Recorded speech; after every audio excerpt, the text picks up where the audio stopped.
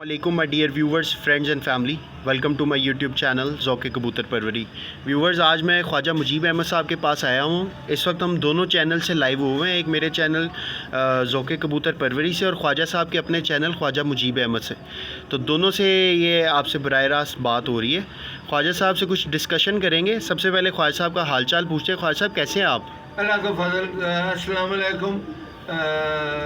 बेटा, अल्लाह के फजल से काफ़ी बेहतर हूँ। अभी मैंने मालिश करवाई है।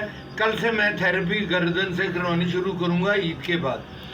तो ख्वाजा साहब, सबसे पहले तो मैं आपको मुबारकबाद देना चाहता हूँ, क्योंकि मुझे पता चला है कि आपने इंडिया में एक भाई हैं हमारे, उनको गाइड किया है। हसीब खान उनका नाम है, सहारनपुर के। वो सहारनपुर और वो चैम्पियन भी हुआ है वहाँ पे, इंडिया के चैंपियन। तो आपको मुबारकबाद बहुत ज़्यादा। मुबारक। अल्लाह ताला ने सेहरा आपके सर पे रखा है, तो इसके बारे में क्या कहेंगे आप? बेटा, इंडिया की जो खेल पानी था वो हमारे खेल पानी से बिल्कुल मुख्तलिफ था। वो कबूतरों को ठंडा करके उड़ाते थे, और कबूतर कभी भी ठंडा करके नहीं उड़ता। कबूतर उड़ता तभी है कि शुरू में गर्म हो, बाद में ठंडा हो। तो मैंने उसका जो खेल पानी था वो मुझको कहने लगा कि मिस्त्री साहब का खेल पानी। तो माफ़ करें, मैं भी अब झूठ बोलूं, मैंने उसको उसकी बात करवा दी थी अपने भाई के साथ, कमर जमान के साथ, लाहौर के जो हैं खलीफा कमर, अब उस्ताद कमर हैं, उनके साथ। तो उन्होंने गाइड किया था और मैंने और उन्होंने मिलके किया था। वो अल्लाह के फजल से 362 छतें थीं उधर, सहारनपुर, रायबरेली तक और आगरे तक, सारी यूपी की। तो उसमें वो फर्स्ट आए हैं। एक उन्होंने 125 मोटरसाइकिल जीती है, एक उन्होंने एयर कंडीशन जीता है, और एक उन्होंने फ्रिज जीता है। वो मुझको प्रेजेंट करना चाहते हैं। मैंने कहा कि आपको नसीब हो बेटा। तो मैंने उनको वो कह दिया, और गाइड मैंने किया था। और उधर का जो शौक़ है ना बेटा, वो हमारे शौक़ से बहुत ज़्यादा फ़र्क है। एक तो वो एक दिन का शौक़ है। उन्होंने उधर 21 कबूतर उड़ाए थे। 21 कबूतरों में से उन कबूतरों का टाइम काउंट होना था जिन्होंने 9 बजे के बाद बैठना था। तो उसके 21 कबूतरों में से अल्लाह के फजल से 13 कबूतर 9 बजे के बाद बैठे, जो पहले ऐसे नहीं था होता। और पहले उधर ये होता था कि चाहे मौसम गर्मी का हो चाहे सर्दी का हो, जो कबूतर आपका गर्मी में 1-1:30 बजे और सर्दियों में अगर 2-2:30 बजे कबूतर ऊपर होता था तो वो आया नहीं था करता। इस दफ़ा उसके कबूतर 6:30 बजे तक बैठे और सारे पूरे हो गए।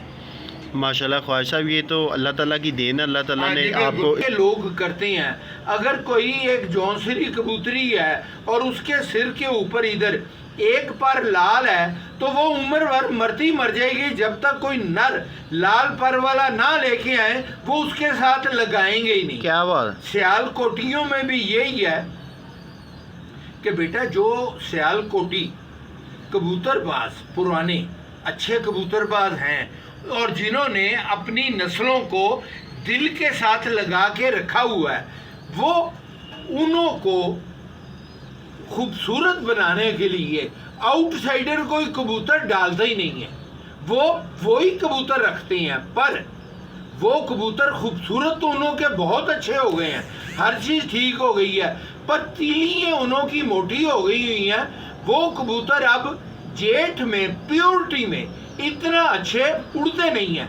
जब वो क्रॉस किसी और ब्रीड का डालते हैं तो वो उड़ाने शुरू कर देते हैं। अब ये मैं आपको एक क्वेश्चन कर रहा हूँ, सियालकोटियों को तो नहीं, मैं अब फिर फटा नहीं डालना चाहता बेटा। अगर सियालकोटी कबूतर सारे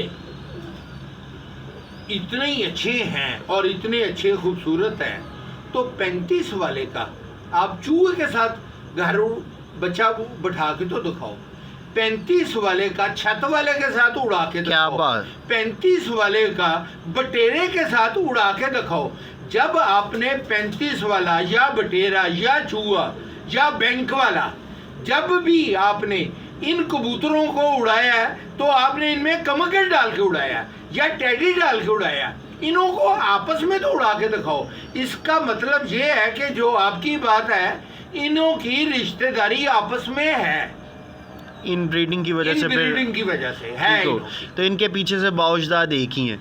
ख्वाजा साहब, तो थोड़ा सा हिस्ट्री लाला हंसराज की तरफ अगर हम जाएं, हंसराज या मास्टर अब्दुल्ला की तरफ हम जाएं। लाला हंसराज जो होते थे वो सियालकोट के होते थे, चूहे कबूतर उन्हों के होते थे। वो तो पाकिस्तान बनने से पहले फौत हो गए थे, पर वो बाऊ हसन को कबूतर अपने दे के गए थे, जो जिन्होंने नाम उन्हों का भूचाल भी रखा था। मैं अपनी ज़िंदगी में बचपन में बाऊ हसन को मिला हूँ, अल्लाह उन्हों को जन्नत नसीब करे। वो बड़े अच्छे आराम से कम गो आदमी, आहिस्ता बोलने वाले बहुत शरीफ आदमी थे, उन्हों को मैं मिला हुआ हूँ। लाला हंसराज जब फौत हुए थे तो वो अपने कबूतर सारे उन्हों को दे गए। और मास्टर अब्दुल्ला के पास कौन सा कबूतर? मास्टर अब्दुल्ला जो थे वो दुस्ताने वालों के नाम से मशहूर थे। उन्हों के कबूतर तो जो थे वो पुचाल खलवाते थे, पुचाल। वो सफ़ेद कबूतर थे, उन्हों की गर्दन के ऊपर कहीं कहीं पे लाल पर आया करते थे, वो लाखे से टाइप थे, वो खलवाया करते थे पुचाल। तो ख्वाजा साहब, इनका अगर हम थोड़ा और मज़ीद पीछे जाएं तो जिस तरह अब कसूर के अंदर जो कबूतर आए हैं, वो कुछ कसूरी ख़ुद कबूतर थे, फिर कुछ माइग्रेट होकर आए कमानगरों के कबूतर और फिरोज़पुरी ब्लड लाइन।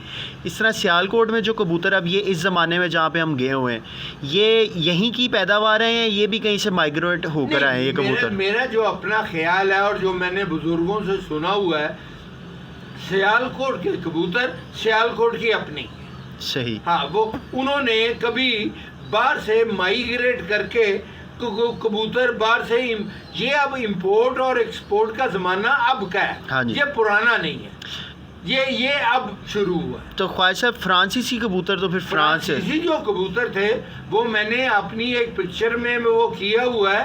एक है आदमी आमिर खान, वो साहिब हैसियत हैं, ज़िम्मेदार हैं, वो हैं वो काड़े के साहिवाल के पास के।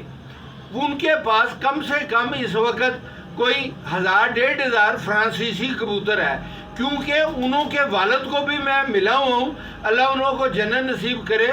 वो बोर्ड ऑफ रेवन्यू में तहसीलदार होते थे, वो मेरे वालिद साहब के साथ काम किया करते थे। मेरे वालिद साहब deputy secretary board of revenue थे और वो तहसीलदार थे। वो डायरेक्ट जान साहब के शागिर्द थे, उन्हों के पास जान साहब के कबूतर हैं। और वो जो कबूतर हैं, किसी दिन मैं आपको उन्हों के कबूतरों की